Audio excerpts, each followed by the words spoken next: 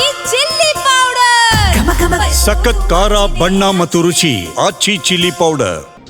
ಇನ್ನು DCM DK Shivakumar ಅವರನ್ನ ಭೇಟಿಯಾಗಿದ್ದಾರೆ ಪರಮೇಶ್ವರ್ ಅವರ ಸದಾಶಿವನಗರ ನಿವಾಸದಲ್ಲಿ ಭೇಟಿಯಾಗಿ ಚರ್ಚೆ ಕೂಡ ಮಾಡಿದ್ದಾರೆ ಅಂತಕ್ಕಂಥ ಮಾಹಿತಿ. ಭೇಟಿ ಬಳಿಕ ತುಮಕೂರು ಸ್ಟೇಡಿಯಂ ವಿವಾದದ ಬಗ್ಗೆ ಅವರು ಪ್ರತಿಕ್ರಿಯೆ ಕೂಡ ಕೊಟ್ಟಿದ್ದಾರೆ. ಮಹಾತ್ಮ ಗಾಂಧಿ ಸ್ಟೇಡಿಯಂ ಹೆಸರು ಯಾರಾದರೂ ತೆಗಿತಾರಾ? ಹೆಸರು ತೆಗೆಯುವ ಬಗ್ಗೆ ಹುಚ್ಚರು ಹೇಳಬೇಕು ಅಷ್ಟೇ. ಬಟ್ ನಾಮಫಲಕ ಅಳವಡಿಕೆ ಆಗೋಗಿದೆ ಈಗಾಗಲೇ ಅಲ್ಲಿ. ಪರಮೇಶ್ವರ್ ಅವ್ರಿಗೆ ಅದೇ ಹೇಳಿದ್ದಾನು, ಅವ್ರಿಗೆ ಗೊತ್ತಿದೆಯಾ ಗೊತ್ತಿಲ್ವಾ ಅಂತಂದ್ಬಿಟ್ಟು ಮೈನ್ ಸ್ಟೇಡಿಯಂಗೆ ಮಹಾತ್ಮ ಗಾಂಧಿ ಹೆಸರನ್ನ ಇಟ್ಬಿಟ್ಟು ಒಳಾಂಗಣ ಮತ್ತು ಹೊರಾಂಗಣ ಕ್ರೀಡಾಂಗಣಕ್ಕೆ ಬೇರೆ ಬೇರೆ ಹೆಸರನ್ನ ಇಟ್ಕೊಳ್ಳೋ ಲೆಕ್ಕಾಚಾರ ಇಟ್ಕೊಂಡಿದ್ದಾರೋ ಏನೋ ಗೊತ್ತಿಲ್ಲ. ಬಟ್ ಅದನ್ನು ಪರಮೇಶ್ವರ್ ಅವರು ಮಾತ್ರ ಡಿನೇ ಮಾಡಿದ್ದಾರೆ, ಇಲ್ಲ ಅಂತ.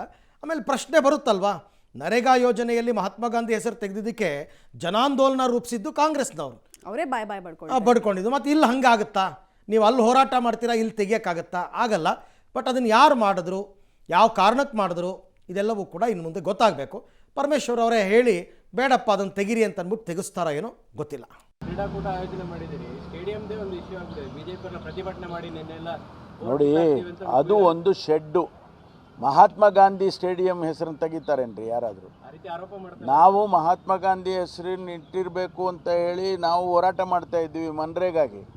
ಮಹಾತ್ಮ ಗಾಂಧಿ ಸ್ಟೇಡಿಯಂ ತೆಗಿತಾ ಇದ್ದಾರೆ ಅಂತ ಯಾರಾದರೂ ಹೇಳಿದರೆ ಅದು ಹುಚ್ಚರು ಹೇಳಬೇಕಷ್ಟೇ. ಅದು ಅಲ್ಲಿ ಒಂದು ಹೊರಗಡೆ ಒಂದು ಶೆಡ್ ಇದೆ, ಅದನ್ನು ಕಾಂಪ್ಲೆಕ್ಸ್ ಥರ ಮಾಡಿದ್ದಾರೆ, ಇಂಡೋರ್ ಕಾಂಪ್ಲೆಕ್ಸ್. ಸೆಪ್ಟೆಂಬರ್ನಲ್ಲಿ ನನಗೂ ಗೊತ್ತಿಲ್ಲ, ನಮ್ಮ ಅಲ್ಲಿನ ಸ್ಪೋರ್ಟ್ಸ್ ಮೆನ್ಗಳೆಲ್ಲ ಪತ್ರ ಕೊಟ್ಟಿದ್ದಾರೆ, ಎಲ್ಲ ರುಜು ಮಾಡಿ ಪರಮೇಶ್ವರ್ ಹೆಸರಿಡಬೇಕು. ನನಗೆ ಗೊತ್ತಿಲ್ಲ ಅದು.